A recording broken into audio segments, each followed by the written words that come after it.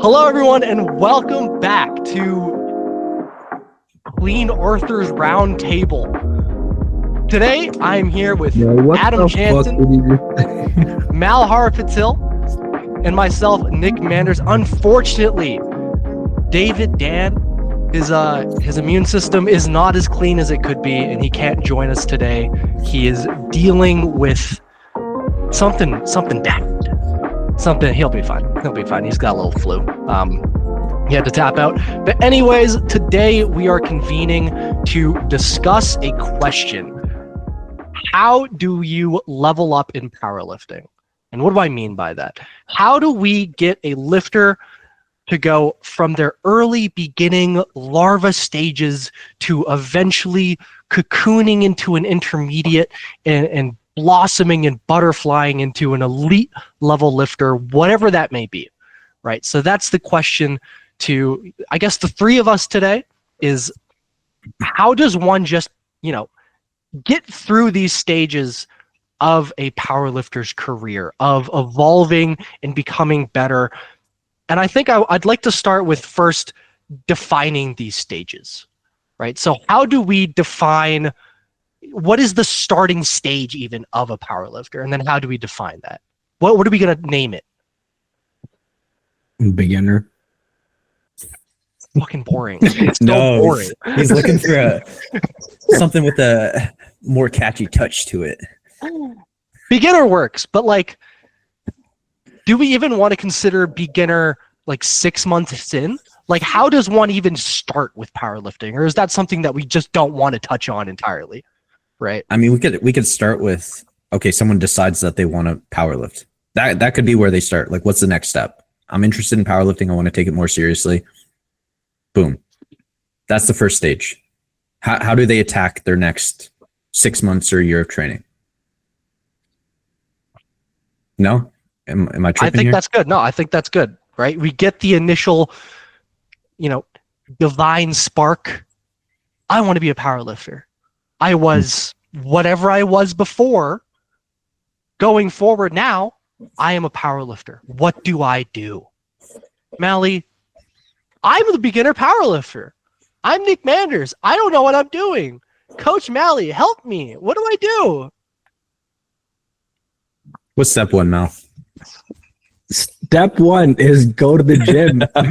And I'm already going to the gym. Sorry. Okay. I'm locked in. Step one, I would say, is you need to start I always tell a brand new powerlifter, let's say you don't have a coach, yada, yada, yada. You should be probably trying programs, just try out some programs. There's a lot of free programs out there.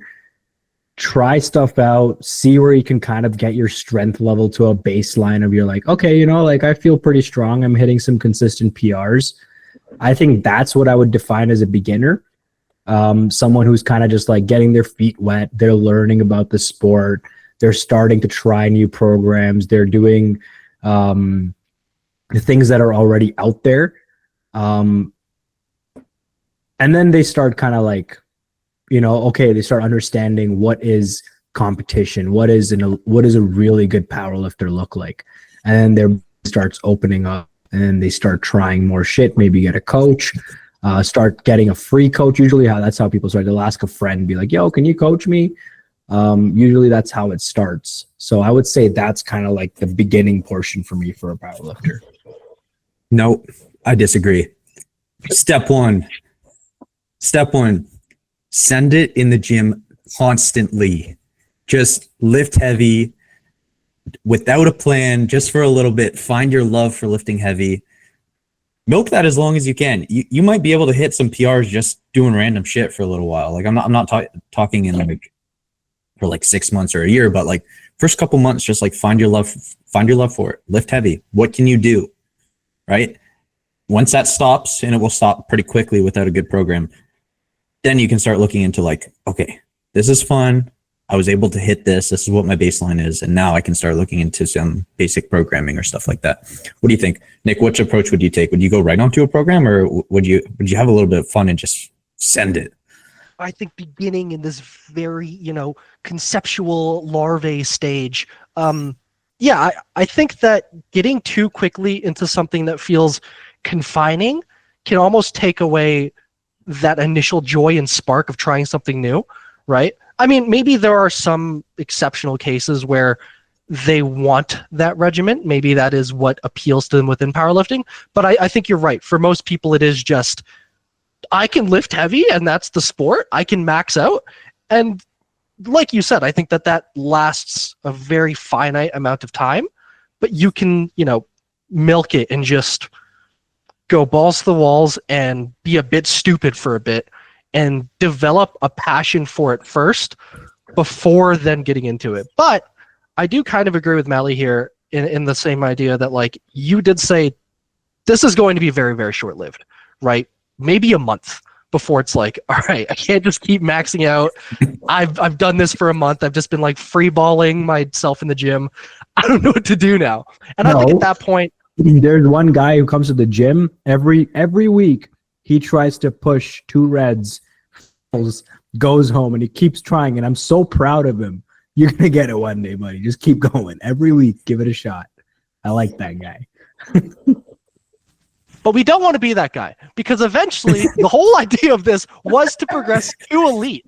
And if you're just pushing 2 reds for the entirety of your life, maybe you're elite Sisyphus, but you're not an elite powerlifter, right? Mm. So we want to avoid this. But then I do want to, throw around this question between you two, which is, are we pro or anti-coach at this very beginner stage? And the video that I'm thinking of and kind of citing is an old Johnny Candido video in which he said sort of that, like, there's almost a horseshoe theory in his regards about advice, wherein, coaching can be very, very valuable at the beginning stages when you know nothing. Right? You have zero thoughts or ideas or anything, and a coach can just give you it all.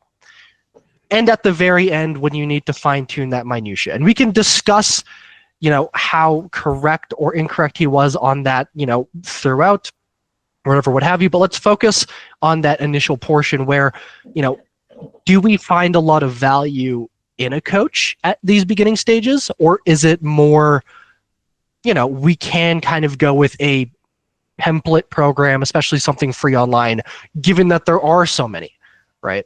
So coach or program for a beginner? Yeah, for me personally, I would go to a coach. Like if you got all the sends out of the way, and it didn't last very long, I think it'd be best just to go to a coach and get all those technical issues sorted out, which are just following a program would never be able to solve for you, right? Unless you're on some Reddit subthreads asking people about technique advice, which wouldn't be very beneficial. So I think, jumping to a coach right away instead of just running your, like a template program would be the smarter move in this situation for sure. I've never been a big fan of template programs, but that's just me. Now, Mally, you suggested the template program. Are you now going to kill Adam? Yeah, I'm going to kill him. He's a little bigger than me, though, so I might lose. So I was kind of relating it to myself, which maybe I shouldn't have, but I started with like a few years of just like dogging bodybuilding shit with the bros and just maxing out the leg press. We'd stand on the leg press and we'd just be going crazy, screaming in the gym. And then I did CrossFit. And then I found powerlifting because some people were doing it. And I saw that they were just running template programs. And I was like, oh, that's a cool, easy way to do it and like learn the sport and kind of just do it by myself. Because the time when I was starting, I didn't really know coaches even existed, right? My buddy started coaching me soon after, but I didn't really know coaching in powerlifting was even a thing. I just thought it was fucking Mad Cow 5x5 Candido 6 week, and that's what I ran over and over again. And I think you can squeeze a lot of gains out of that, and it shows you a lot of like discipline to be able to follow a program, especially in that early stage. But Adam is right. I think a coach would add more value because now we're in a day and age where coaches exist, right? Like people can give you value technically, they can give you knowledge that they've learned. They can show you just as simple as like what a competition should look like, what you need to get ready to do a competition, like that. You can obviously find most of that on Reddit and just DM people, but I think a coach does add a lot more value than from the time when I would have started being a beginner versus now. I think a beginner now is dealing with a lot more information, and it's easier if you just hire a coach or get your friend to coach you for free, pay them $25 a month. But I think it's just better that way now. But how about if we look at this from the lens of like, okay, let's not attach financials to it. What is the easiest way for someone to speed run through the steps of like beginner to intermediate to advanced? Like, what is the most optimal strategy for navigating through this? I think this would be the best way to like run this podcast, right? So it's like, don't worry about the financial aspect of it, of just like, oh, just like hire. What would be the best thing to do? And I think once you get those couple cents out of the way, then I think hire a coach. Then I think the quickest way is I would 100% say it's getting a coach. I think the quickest way to get out of beginner to intermediate is getting a coach, because if you go back to what I was saying earlier, I spent years doing the free programs, going with a coach who didn't really know stuff. And I would say I didn't waste time, but I did waste time because they didn't really know what they were teaching me. I was just learning shit on the fly. But that portion is almost like the OGs have already dealt with it. You know, like if we call ourselves the OGs, we've already done that shit for the newcomers. So the newcomers now, you can just go to a coach, and there's an insane amount of good coaches now. You just go find a good coach and you say, I want to learn. And they've already done that shitty portion for you. Now they can teach you what they already know for decades of experience. I think Mally actually brought up an interesting point about like, it helps a beginner sort through everything. Cause we're talking about like different eras and ages, and around like the 2015 era, like kind of when we started, I do feel like it was a lot easier to just be in tune with all like the upcoming information, because the platforms weren't as messy, right? And there wasn't so much of it that you could be like very up to date by following like a handful of channels, right? You follow Candido, you follow Mark Bell, you follow maybe Omar Isuf, and like you're up to date for the most part, right? Whereas nowadays it's like there is just so much more, plus everything from the past just occurring all the time, that like I actually can't imagine coming in now blind and just being hit with all of it. Like I don't know where to look, right? Before it was like I could log on to exrx.net, find out about movements there. You don't know about exrx.net? Bro, what? Grow up. Grow up. What do you mean? You out of your mind? Is it .net even? EXRX, anyways. But now it's like some science-based optimal bro is going to tell me about how the fucking humerus works over a TikTok. Is he right? Is he wrong? I don't know. I'm new, right? So it's like there is a lot that like it does help to have a more experienced mind guide you through it, right? So I do actually.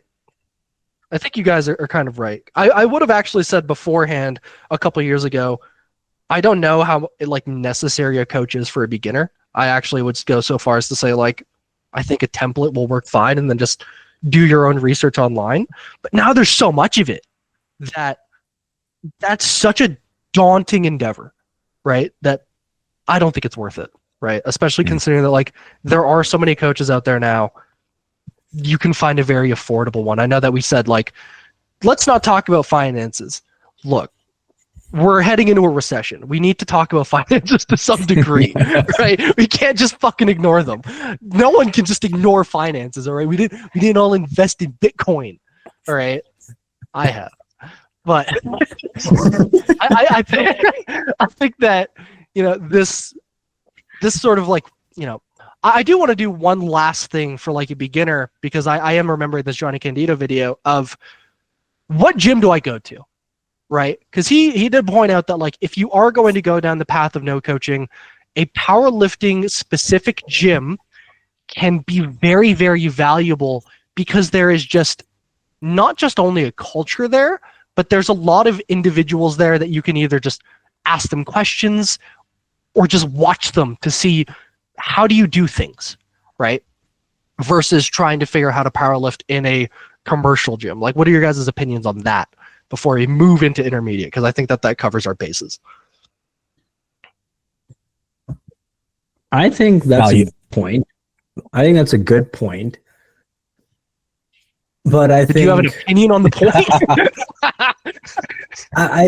So I'm being kind of political about this one, but I think it's kind of good to go to the gym where there's like, not political, that was a wrong word. That's my Indian verbiage right there. But no, I would say going to a powerlifting gym could be really cool and fun, and you'd be able to learn a lot. But I think if you're brand new, you can just go to any gym and you'd be fine. I don't know. I don't think you like this is me because I'm thinking Yellowknife Anytime Fitness, right? Like that's where I started to like really build relationships with people for powerlifting. And it's just an Anytime Fitness. And actually maybe I'm contradicting myself because now I'm looking at it as these people started to start powerlifting because they saw me powerlifting. So yeah, so I guess going to Nick's question, unless there's a culture and community and someone to watch, it's not going to work. So yeah, Nick's right. Never mind. I fucked up. No, I disagree. I don't think what? I don't think a powerlifting gym with a bunch of culture is necessary early on. I think I like to think about this process in like stages. And I think that transition from a commercial gym to a powerlifting gym with a better community is something that you can use to level up, but later down the road.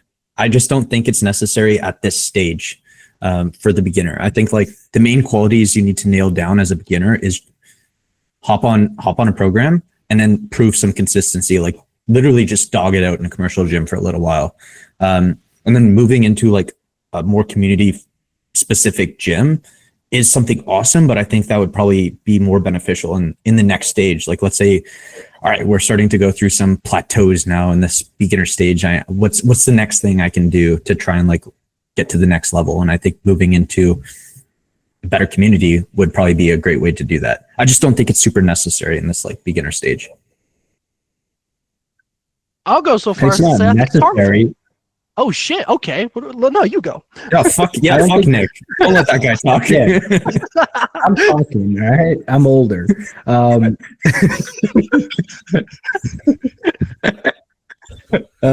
I think it's not necessary because this guy's switching up. I don't know why I'm thinking about myself today, but I didn't join a powerlifting gym until 6 years in. I was just. Did you have access to one? Did you have a choice? Yeah. Is there powerlifting gyms in Yellowknife? No, I lived in Toronto as well, Nicholas. He started before that, yeah. My bad. I was in Yellowknife for 10 years. Bro hasn't followed my journey. He doesn't even know me, bro. Nick only followed me like a year ago. I'd like to add that, but yeah. Yeah, so I would say you don't really need to. I think Adam is right. I think Nick is wrong. I think he's out to lunch with I was about to say it's harmful. You cut me off. Don't call me wrong yet. No, don't throw me under the bus. that was the craziest switch up we've seen so far. He's like, I think you should. I think you shouldn't. Actually, Nick's wrong. I haven't said my point yet. I haven't chipped in. All right, let's hear Nick go. I think it could be harmful. I think that to get involved in a process, you need victories, right? I think that if you don't have a return on something, it becomes very, especially early on, you'll become just disenfranchised because it's like, why am I doing this, right? I think that, like, spoiler alert, I think that we could sort of see this leveling up through these stages as like, where does your next victory come from, right? And I think that to, become victorious as a beginner, to sort of win, you should like aim to be the strongest person in your gym or one of, right? Because that's tangible in a sense, and it makes you feel like I've done something, I've accomplished, I have conquered and succeeded. And if you immediately transition into a powerlifting gym, odds are you're just not going to be the strongest dude in there, maybe ever, you know, depending on the gym and depending on you. And like that can just immediately become very like, why am I doing this? Like it takes so much longer to get to that stage where you're the strongest at a powerlifting gym that it's too daunting, right? Whereas in a commercial gym, if I bench 3 plates, and you know, that's probably not beginner stage, right? Let's say 2 plates even. You're a big dog at a commercial gym most of the time. I don't know what like bench inflation looks like nowadays, but like odds are on a good powerlifting program or just with enough effort and enough time, you can become the strongest person in your gym. I think that that's a very noble goal to have. And then once you accomplish that, I would go so far as to say you have leveled up past beginner and you move into the next stage. Yeah, now you can go to that powerlifting community and start lifting on some competition specific equipment, and it feels like such a good reward, and it's the start of a new journey, and it's just going to keep you going. Yeah. I fully agree. So at the end of this, Mal was wrong. Me and Nick cooked you. Sorry, buddy. It's a dopamine thing, right? You need struggle into reward. And if you just struggle and you get no reward and you get no dopamine hit, why do anything at all? But anyways, we have now accomplished it. I am the strongest man at my local good life. I have blossomed past beginner. What are we calling this? Are we calling this intermediate? Are we going to go beginner, intermediate, advanced, elite? How are we playing this out? Yeah, I would What's like the that. next definition? Yeah, intermediate. Intermediate, yeah. How do we define intermediate? What's a quick definition? How do I know I'm an intermediate lifter? It's bad radio. I'm trying to get Mal some space to talk here. A little bit of, do you want me to go? I can go too. Few competitions are done. You're kind of average. Your lifts are pretty average. Out of like in the GL points, maybe you're like 85, 75 to 85, maybe even like reaching towards 90. I would say you're pretty intermediate or low intermediate, I would say, if we're allowed to talk about GL points in this, to talk about it, because then elite is just insane. But I feel like it's a bad indicator. I don't want to use GL points as a quantifier personally. Well, then I would say it's probably like, then I would say it's amount, like you've done a few competitions and you're, you know, like your ball's rolling. Yeah, I would agree with that. Like maybe you're a couple competitions in now. You are the strongest person in your gym. You feel like you're outgrowing that space, that community that you were previously in. It's like now we're moving into the more intermediate stage. Yeah, we've started to maybe sign up for some local meets, maybe won some local meets. Hopefully someone else also showed up, so that win wasn't, you know, completely empty, right? Now we start to become perhaps locally competitive within the powerlifting scene. Maybe we've even signed up for a powerlifting gym. We have a coach, even. Let's say that we did pick up on, you know, Mally and Adam's advice of getting a coach early on. Let's go so far as to say, though, that coach was a, you know, friend that also had a vested interest in powerlifting. They're coaching you for free, right? So you have a free coach, locally competitive, looking to sign up for a powerlifting gym in your area. You are an intermediate lifter, and now you want to get to the next step. I want to be advanced. I want to be a big dog. I want to maybe start looking at becoming competitive at a regional level, you know, a provincial level. What do I do? How do I now level up? What's the processes? I feel like you were trying to lead this by kind of getting into like, maybe drop your friend who was previously coaching you and hire. I wasn't going to say that. Is that what you were? No, I want to line out where we are so we know where we're going. You know, it's the hero's journey. That friend might level up with you, but maybe they don't. They don't. Yeah, I think that's a good first point. I think if you probably started off with like a friend coach or something like that, I think it's now time to do some research and maybe get coach who's more experienced, who's been in the game, who kind of has experience of taking intermediate lifters into high intermediate or closer to elite or something like that, looking for people like that. I think this is a good point to start looking for a better coach. I think this stage is really easy though. You've proven that you're dedicated, you're consistent, right? We've done a meet. I think the combination of one, now we hire a coach who might know a little bit more, and two, moving into a community focused on getting stronger. Right now we are at the bottom of the food chain. Once again, we're the weakest person in the gym and we're trying to like move up the rankings. I feel like those two things alone, without changing any other aspects, training is going to go parabolic. I truly think those are like the two biggest things you need to do, and that will push the needle forward significantly. I don't think like a bunch of lifestyle changes even need to be made in this stage. I genuinely believe those two aspects are like going to be huge. Yeah, I'm with that. I think that this stage is boring. I actually don't want to dwell on the stage too much. What's up? Nick, your voice is kind of cracking. I think this stage is boring. Is that better? Yeah, you sound good. I think this stage is boring. I don't want to dwell on it too much because I think Adam's right. It's mainly just you need more time at this point. I think this is really when it's like the big change between intermediate and advanced is just you put in the hours. I will say that this is a crucial time in terms of bottlenecking future progress, in which I do think that lifters have a tendency to over-specialize at this point. I think that they start to maybe lose the same sort of like grunt-headedness of the beginner stage of just wanting to like lift heavy shit and, you know, push around big weights. And now they start to like, I want to pick up on these specialized techniques. I want higher frequencies on my comp lifts. I actually think that this is when people start to, you know, skip accessories, if you will, right? Which ironically doesn't happen as much as a beginner. I think the beginners tend to be a bit more open with this.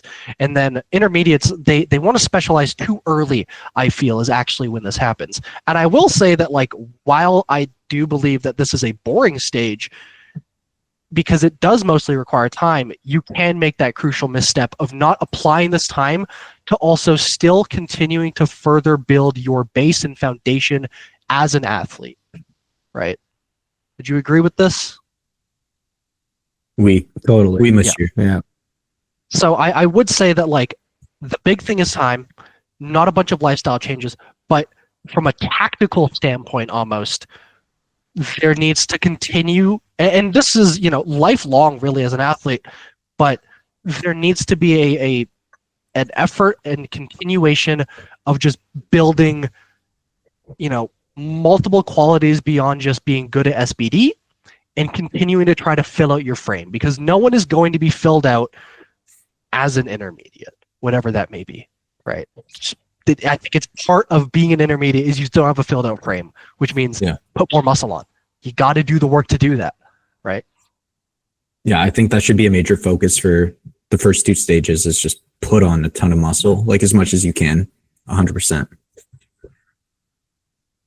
Because I do think that starts to actually diminish later on. I would go so far as to even say when we get to like the last stage of like elite, you know, now it starts to become a question of like weight classes and everything.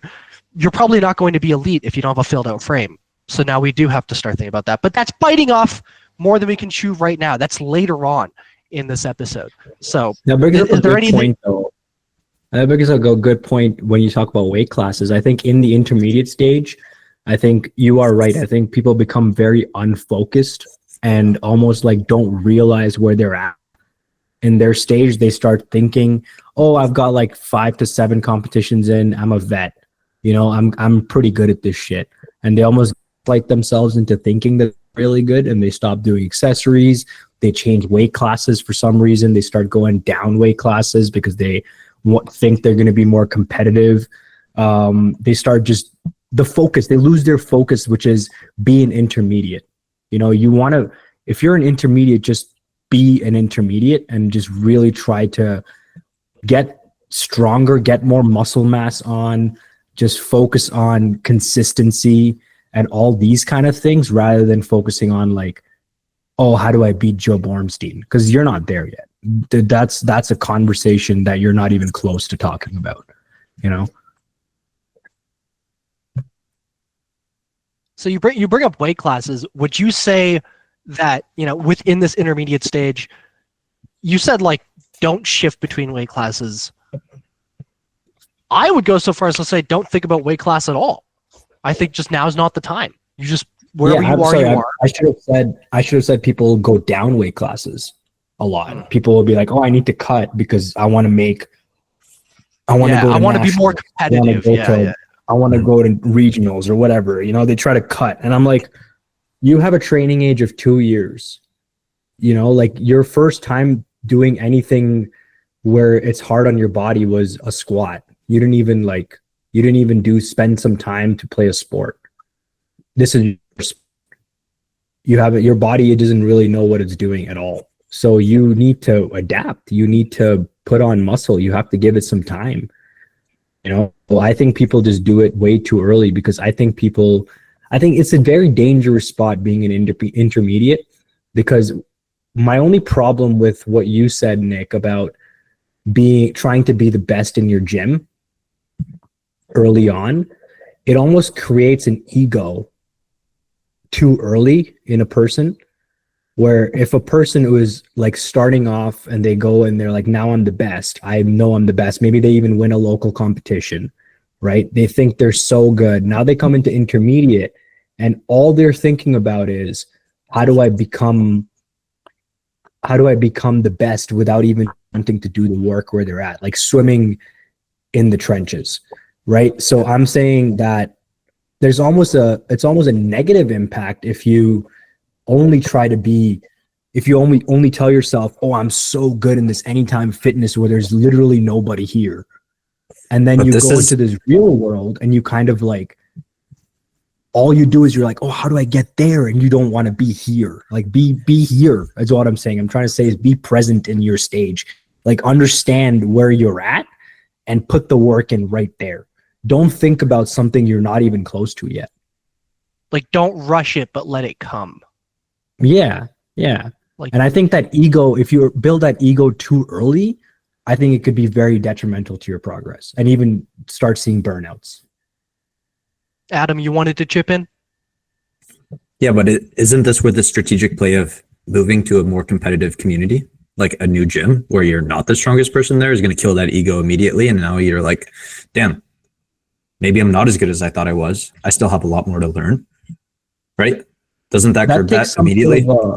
I think maybe 2 out of 10 people will have that little humble part in them who'll be able to tell themselves, oh, I'm not that good. But some people will look at that and be like, I'm either never going to be good, so I'm out, or they're going to start going, I'm going to be better. Like, let's say I'm coming into Kings right now and I see Nick, right? I see Nick, he's hurt, he's broken, and I go, I can beat that guy. He sucks, right? And they haven't even like pulled 500 yet. Yeah, but I feel like that's just a critical character flaw, and they're never going to make it in the sport if they're thinking like that anyways. So I don't think it matters. It's a very specific person to almost like humble themselves. But I think we're giving humanity too much credit here, that most people have that humble part in them. I think 8 out of 10 people don't have that humble aspect of them. Yeah, but they would never make it through the stages anyways, right? So it doesn't matter. You know what I mean? This shit's like Plato's cave. This shit's like Plato's cave, dude. The commercial gym and being the strongest one there is the shadows on the wall, and then you enter the real powerlifting world and the light blinds you. And some people, they go, it's too bright, and they retreat back into the cave and they're like, I'm going to be the strongest dude at my local gym, like Adam's saying. But yeah, I think that some people will do what Mally kind of hopes they do, and they see the light and they let it blind them uncomfortably, and then they move on with it. And I do think that, knowing that light will be blinding and knowing that you're about to step into deeper waters can help that transition, right? Yeah. But all I'm trying to say is that if you do have that little, if you get to that gym, the new gym, you kind of see people stronger than you, and there's two ways to go about it. You kind of get ahead of yourself, or you stay and you decide to work. And I'm telling most people, if you can, figure out a way to stay and work rather than trying to run and sprint into this direction of like, you know, like trying to be a national champion when you've, you know, just started to be in the stage. I'm just telling people there's two routes you can take, maybe figure out how to be present in the moment. Yeah. What you're saying is, you know, don't make the mistake of thinking that you are advanced when you are an intermediate, basically, right? Yeah. Like, don't make the same mistakes, or not even mistakes, but decisions that an elite level lifter would make when you still have, you know, frame to fill out in a sense. The you know, the consequences of Evie Corrigan and Shell's performance at Sheffield has been a disaster on the lifetime intermediate race. Yeah. And in saying that, so we now understand that being an intermediate is mostly about doing the work, is mostly about realizing how competitive you really need to be and how much time needs to be put into just filling out the frame and everything. And, you know, let's say that we do come out of this allegorical cave and we embrace the light and we put in that work. We start winning some regional and some provincial level competitions. Or I guess if you're American, some state competitions, brother. I won state championships. I got the Alabama record, baby. I don't know. And we move into advanced. I would consider now advanced to be nationally competitive, right? We are looking to beat nationals, because I do feel like the step to winning a regional or a local or a provincial comp rather, and then to winning a nationals, this is a massive step. And I feel like once you become nationally competitive, the frame is mostly filled out. We have our basics down, right? We've put on enough muscle. If you are actually nationally competitive, I think now we start to get more into the minutia, right? Agreed, yeah. How do I now level up from going from nationally competitive to winning nationals and being the best in my country? I think that this is the stage where we need to start taking a look into our lifestyle and fine-tuning every single aspect of that to becoming a better lifter, right? Like, now I'm really dialed in on my nutrition. Like, nutrition is tracked, dialed in on. Sleep is strategic. Like, we're sleeping well, specific amount of hours, making sure that we're waking up feeling good, right? So I think this is a stage where it's like, we really need to take a look at our lifestyle and making the next necessary sacrifices to continue progressing in training, because we are taking care of all these additional things now to set us up better to train more effectively. Would you agree? Is this like mostly a lifestyle? Like, we're obviously, programming's good. We're training hard because we're moving up the ranks and going towards the national stage, getting competitive there. This is the point where we need to take care of all the little things now, right? Trying to fine tune all the little aspects as much as possible. Yeah, this is the time where I would start to use the word sacrifice. I think that you can, you know, fill out intermediate and become very like competitive within your little realm without much sacrifice beyond time. Obviously, time at the gym is a sacrifice to some extent, though arguably it is fun, right? So you can just, you know, do anything else. You say fun one more time on the other podcast. Dude, it's fun. Powerlifting's fun. We're gonna make this a topic one day, and I'm just gonna be like, "Yeah, it's fun. Fuck you." Like, and me and Adam are just not gonna talk. You don't miss it like I do. You still get to do it. You don't understand. You don't understand what it's like. Anyways, I would say that advanced is when you actually need to start making meaningful sacrifices, wherever those may be. You know, we can't be eating pizza and beer every weekend unless we're a super, in which case that's likely optimal. However, you know, most people aren't supers.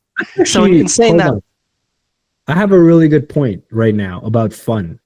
I think at this stage, okay. Hold on. I think at this stage in your career, powerlifting stops being a fun thing to do. It becomes more a focused thing to do, where you're like, I'm disciplined, I'm consistent, you're sacrificing things. Now you're like, I don't really need to like have the most fun doing this. I can do this. This is my thing. You know, like you're starting to figure out that this is who I am. I don't need to be like, this is a fun community. I'm just like hanging out with people to just train with them. This is like, okay, I'm kind of, you know, maybe a lone wolf. I need to figure out my shit. I need to be on top of everything. And I don't really need to have that much fun. That's what I look at it as at this stage. I kind of see what you're saying. I don't entirely agree because I still find it fun to just lift, but I get what you're saying. I do understand where you're coming from. Adam looks like he's about to like blow his gourd though. So Adam, you say something. No, I'm just listening. I'm a patient listener over here. I want Nick to finish what he was saying. Yeah, I get what you're saying, right? Where it is, and it kind of correlates with what I'm saying in that like there needs to be some sacrifice now, where it can't be entirely just sort of casual. Maybe not fun is the word, but like we can't treat it so, you know, laissez-faire anymore. There does need to be, you know, areas where we might need to like take away some personal enjoyment and just see like pure hedonistic pleasure, and instead lock in more to get these like more, you know, hard to achieve gains that, you know, become more important as other individuals do it, right? Because now we are talking about being nationally competitive, and at like that nationally competitive level, you're going to be hard pressed to find the people at the top just phoning it in, you know, just like I barely, you know, I ate like shit this prep, barely slept, spent all my time at the gym just talking with people, and I won. It just doesn't happen, right? Like the people at the top at this level are going to be more, you know, sociopathic about it, almost like more fine-tuned about their behaviors to the point that like it is a sort of less casually enjoyable lifestyle, and perhaps a more, you know, it's still enjoyable to an extent because it's now more fulfilling beyond the surface level, maybe, which I'm this doesn't really matter, right?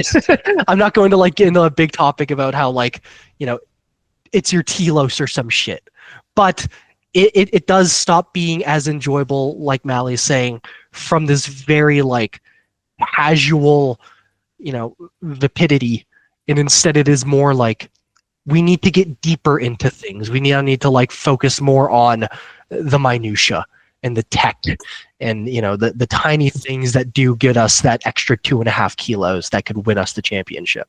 So what are those things though? Like, let's try and be tangible Exactly. here. Like, let's help people leave the stage. Like, what do you think those small things are? Right. So I already said nutrition, sleep. A third one would be, I think this is a stage where it becomes super important to get good at data collection and figure out pacing strategies and how we need to move through blocks to make progress, keep momentum going, because it's going to become increasingly more difficult to do so throughout the stage, right? Believe it or not, gains do become harder to achieve as we're going through this process, right? So we may be dealing with more frequent plateaus or injuries. So we need to get really, really good at collecting data and figuring out, all right, how do I need to move through blocks? And this is something people look over all the time. Like they just look right past it and don't even consider it. But those are my three. Do you guys have a couple that you think people can take away from this step that would be beneficial? I do think that those are like the non-negotiables, right? Like you absolutely know it. You can no longer be headstrong and stupid about training, of just like, no one's going off program at like, you know, this level, right? Or to like surpass this level. And you need to be excruciatingly consistent about the big three in regards to nutrition, sleeping, and training. It's not just occasionally. It is, you just don't miss those ever. Like they are so non-negotiable that everything else becomes the sort of stuff that you tune. Those are just there. You will always sleep enough. You will always eat correctly, and you will always train smart. Period. Right? But yeah, what are some other things at this level that does elevate? I could say something that's kind of controversial, but I think this is kind of the stage. This is kind of the stage where is Bray's background a hospital or? Stay focused, Malhar. Stay focused. Sorry. I think one of the things that people should be thinking about now is letting go of things that are going to negatively impact your training. Relationships, people, lifestyle. I think this is a point when you start realizing that if somebody in your life is kind of holding you back from becoming the person you are or want to be, they don't need to be there anymore. And it might be harmful, it might be scary, but I think this is the point when you really have to, if someone is giving you trouble from like being consistent, if someone is kind of pulling you back from like the focus you're trying to bring to the table, I think this is now when you start going, okay, it's going to get hard. I can't have these people in my life anymore. I have to move forward. It could be friends. It doesn't have to be a significant other. It could be friends. You know, if friends are telling you to come out to party all the time, they need to go. Chris Bumstead talked about this where when he was early in bodybuilding, he was in college and his buddies just wanted him to party. He would go party and he would drink with them and eat shitty food. And then he was just like, wait, I want to be an IFBB pro. I want to be the best. Why am I surrounded with these people? So this is when I think you need to start making critical life decisions of anybody who's hurting you or your goals, they're out. Yeah, I think that it is a hard pill to swallow, but you are right. I do think that like as the sport gets more competitive, this will become more right. And I think that it's like this with any all-encompassing passion, right? And sport and athletics is one of those where at some point it stops becoming a hobby, you know, maybe as an intermediate, like we previously discussed. It is just something you do as a pastime. And I think at this stage to progress into elite, it needs to become more of who you are and a identity, and you need to form your life around that to some extent, right? And if you don't start to trim away and groom your life in a position that does enable you to be a good athlete, you simply won't be, right? And I think that that's the big sort of prime change that you do need to make, is switching from a powerlifting hobbyist to a powerlifting athlete and all that that encompasses in terms of lifestyle and all that. Whatever that may be, right? This is also when we start to talk about like, you know, just to list off some other factors very quickly, maybe where it's like, now we start to take recovery more seriously, where we're maybe like taking in more physio, maybe massage therapy, maybe even some funky modalities like shockwave or red light therapy. Now's when we start to really look at milking everything for all it's got for these tiny increases in performance and really taking on that lifestyle as an athlete just to get to the next level, because the gains do become so hard to come by that you really have to do whatever it takes. Rich Piana, rest in peace. To add more to what Nick was saying, like recovery is very important, right? So the reason I bring up like relationships or friendships and stuff like that could be hard on you. When you're in the gym, it might feel like there's, you know, no stress.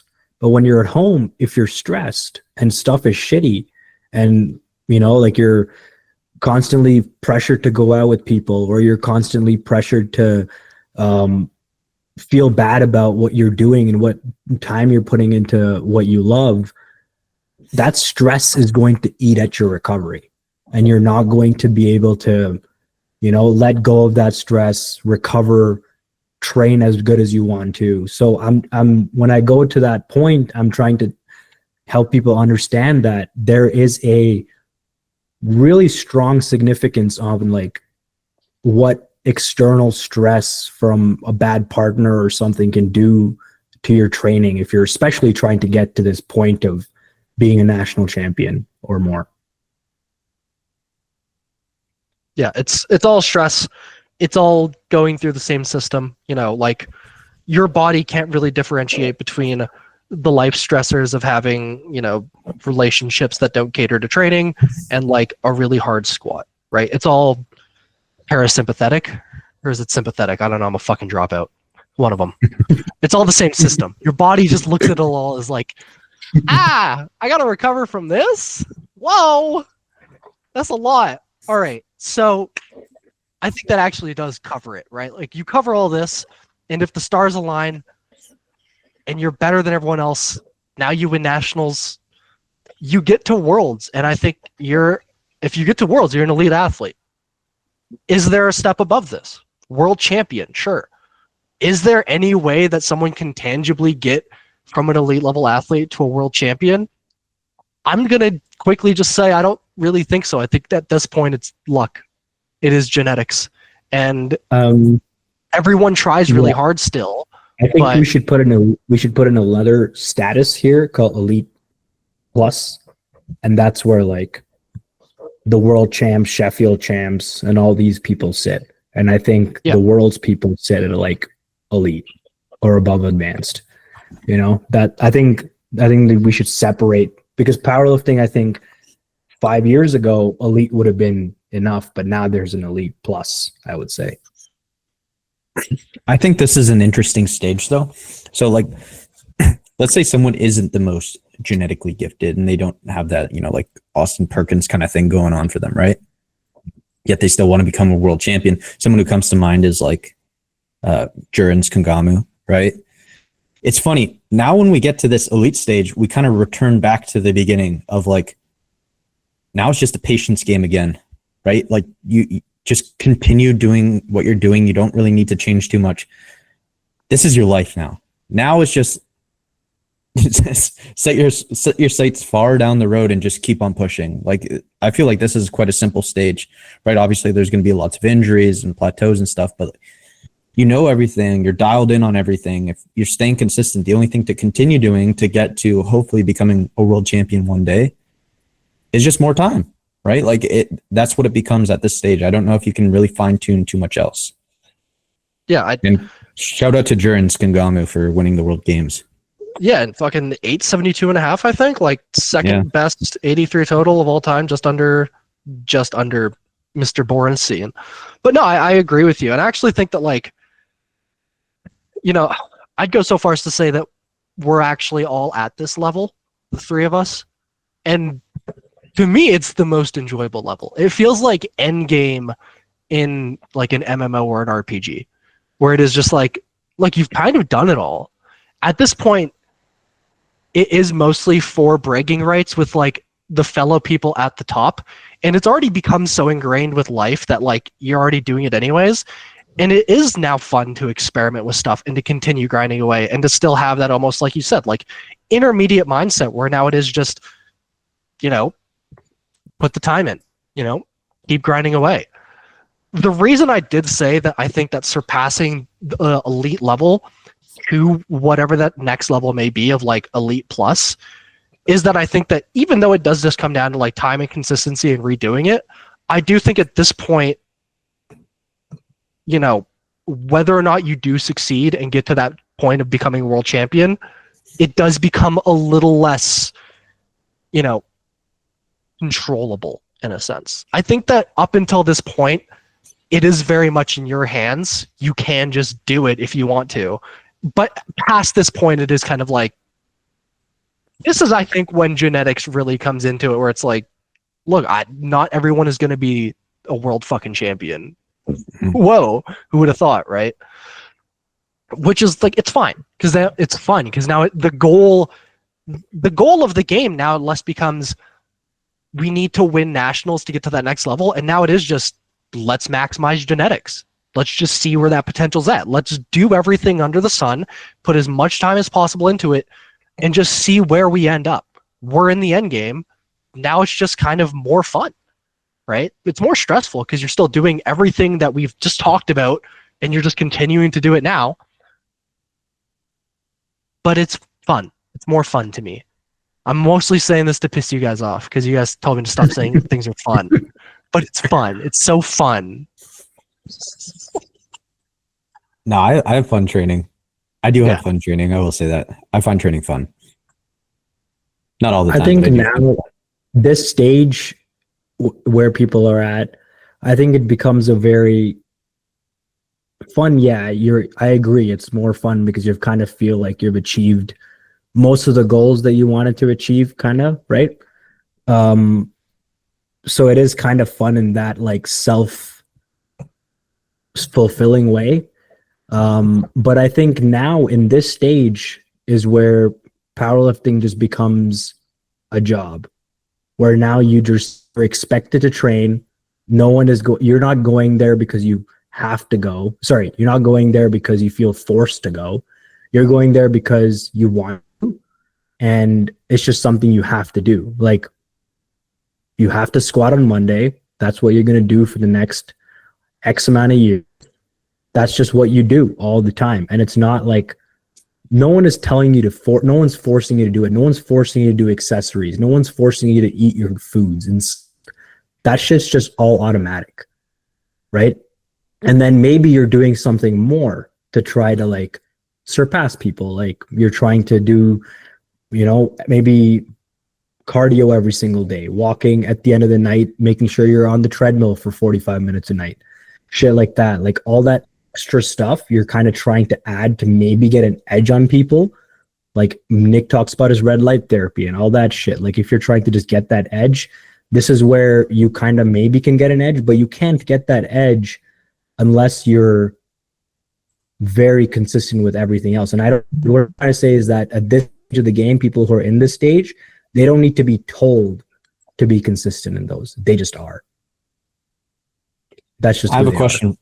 I have a question for you guys.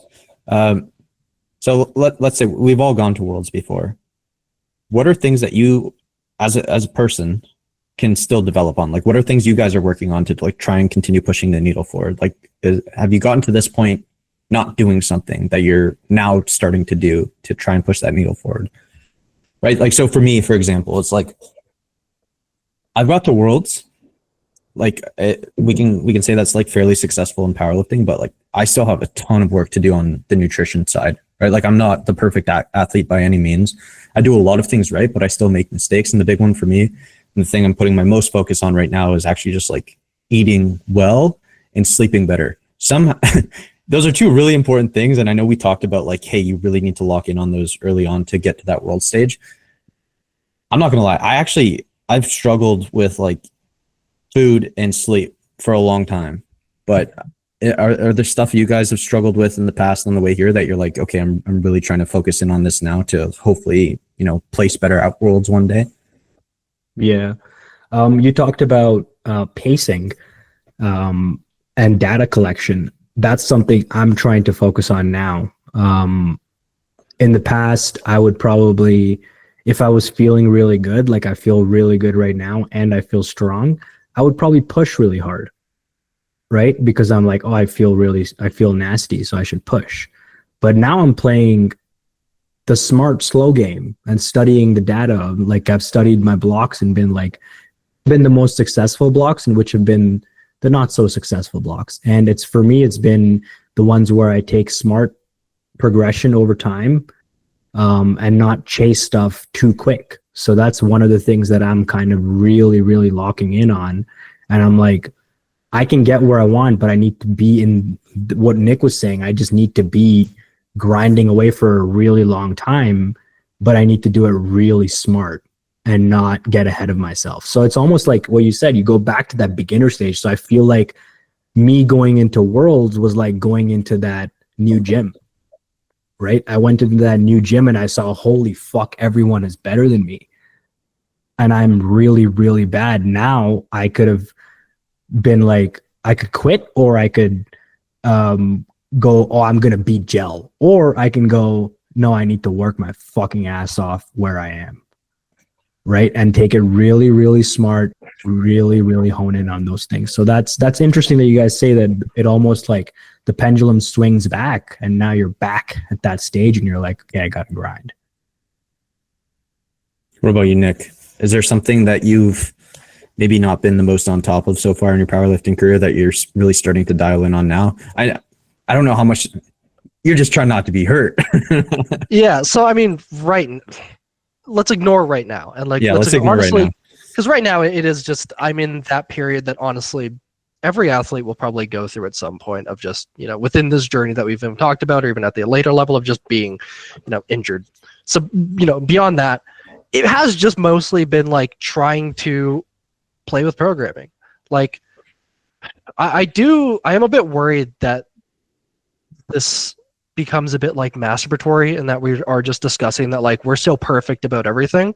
But I mean, genuinely, like at this level, everything is so locked in and fine-tuned that I'm going back to this idea of things being an art project where it is kind of just like let's play with programming and see what works and what doesn't, and continue to try to fine-tune this until we maybe even I don't want to say lucky because it's still a process that involves prior history, but it is just continuing to search for something that like really, really works well, milking that, and then eventually it won't, and then we continue to maneuver. It's just we're in that end game of programming of the athletic career, and it is just like it's more hard pressed to find these large sort of momentous parts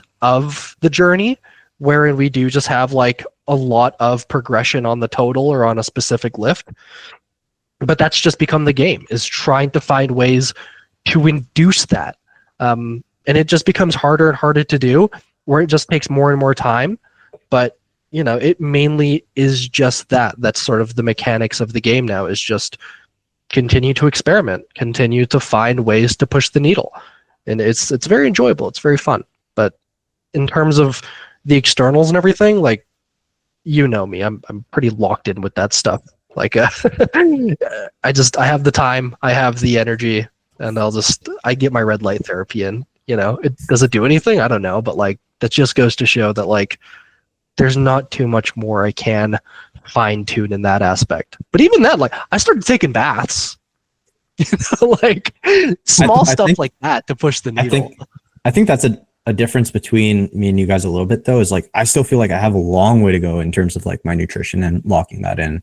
Like I've done well, but I think there's like a huge amount that I could be doing to become better. So I still think I have a lot of growth on a couple things that will hopefully push me forward. But I'm taking like 30 supplements a day. I can't take more. Dude, that's crazy. I just take creatine and magnesium. That's it. I take two supplements. That's it. I'm taking so many things. That's what I'm saying. Like, I don't know. I think that anymore, like the diminishing returns have diminished, right? But also, like, anyway, Adam, finish up what you're saying. Oh, I have no thoughts anymore. Yeah, honestly, I think, like I said, I think that this got like a bit, masturbatory. And let's be honest, how many people listening to this are going to be like, yeah, I need advice going from elite to world champion? Like this last part of the podcast was kind of like, this is for us. Like we're just talking to each other about things, and well, we also don't know either. Like exactly. None of us have been there, so yeah. So take this whole last part with a grain of salt, but the rest of it I think was actually very productive and could be very conducive to the beginning powerlifter. So do you guys have any closing thoughts, arguments? Do you think I'm stupid and dumb and stinky and everything I said was wrong and I'm fired from the company and so on and so forth? No, you did a great job, Nick. Well done. Yeah, thank you, Nicholas. You did really. Thank you for hosting us. And anyways, guys, that will be episode 4 of what the fuck did I call this at the start? Something Clean stupid. Strength Podcast. I don't know. Episode 4. Thank you guys as always for listening.